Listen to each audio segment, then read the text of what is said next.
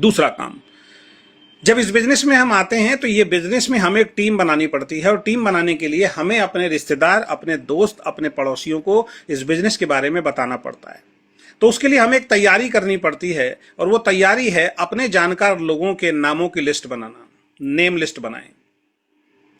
किस किस व्यक्ति को आप अपनी कंपनी के प्लान की जानकारी देना चाहते हैं, अपनी कंपनी के प्रोडक्ट की जानकारी देना चाहते हैं, यानी जिस व्यक्ति को भी आप अच्छी तरीके से जानते हैं उन सभी लोगों के आपको एक डायरी में, एक कॉपी के अंदर नाम लिखने हैं, उनका कॉन्टैक्ट नंबर लिखना है, उनके क्या रिलेशन है ये लिखना है, वो क्या करते हैं ये लिखना है। कम से कम कितने लोगों के नाम लिखने चाहिए एक नए डिस्ट्रीब्यूटर को, या आपको लिखवाने चाहिए जो आपकी टीम के अंदर आ रहे हैं? कम से कम 50 लोगों के नाम, उससे ज्यादा भी हो सकते हैं, आपको लिखवाने एक नए डिस्ट्रीब्यूटर से। अगर कोई नया डिस्ट्रीब्यूटर आपकी टीम में आया है या आप नए डिस्ट्रीब्यूटर हैं और अभी तक आपने अपनी डायरी के अंदर वो 50 लोगों के नाम नहीं लिखे हैं, या कोई डिस्ट्रीब्यूटर आपकी टीम में आ गया, किसी को आपने ज्वाइन करा दिया है और उसके 50 लोगों के नाम अगर आपने नहीं लिखवाए हैं और उसके बगैर आप मीटिंग दे रहे हैं, पहली बार नहीं सैकड़ों बार बोल चुका हूं, सिर्फ आप अपना समय खराब करते चले जाएंगे। लोग आपके साथ जुड़ते चले जाएंगे, छोड़ते चले जाएंगे, जुड़ते चले जाएंगे, छोड़ते चले जाएंगे।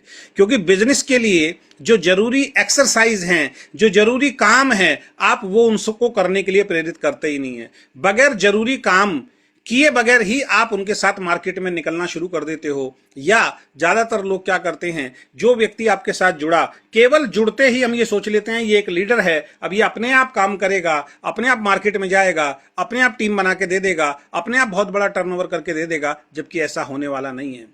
वो बेचारा अपने आप जाता है, 2-4 जगह जाता है, 2-4 लोग उसको कंपनी के बारे में, प्रोडक्ट के बारे में, नेटवर्क बिजनेस के बारे में उल्टा सीधा नेगेटिव बोलते हैं, वो नेगेटिव होकर घर बैठ जाता है, आपको वो आपका फोन उठाना बंद कर देता है, आपसे बात करना बंद कर देता है। इसमें गलती आपकी थी, क्योंकि आपने उसकी लिस्ट बना के उसके साथ फील्ड में उतर के काम नहीं किया, और ये गलती आप कर रहे हैं। इससे क्या होता है, आपने एक व्यक्ति को जोड़ा, उसने छोड़ दिया, फिर दूसरे को पकड़ रहे हैं, उसने छोड़ दिया, फिर तीसरे को पकड़ रहे हैं, उसने छोड़ दिया, फिर चौथे को पकड़ रहे हैं, उसने छोड़ दिया। अगर उन्हीं 4 लोगों को बैठ के लिस्ट बना के, अगर उनकी 50-50 लोगों की, 4 आदमियों की भी लिस्ट आपने बना दी, या एक लेफ्ट और एक राइट जोड़ के 50 लेफ्ट की लिस्ट और 50 राइट की लिस्ट अगर आप बनाते हो, तो 100 लोगों के नाम आपके पास होते हैं।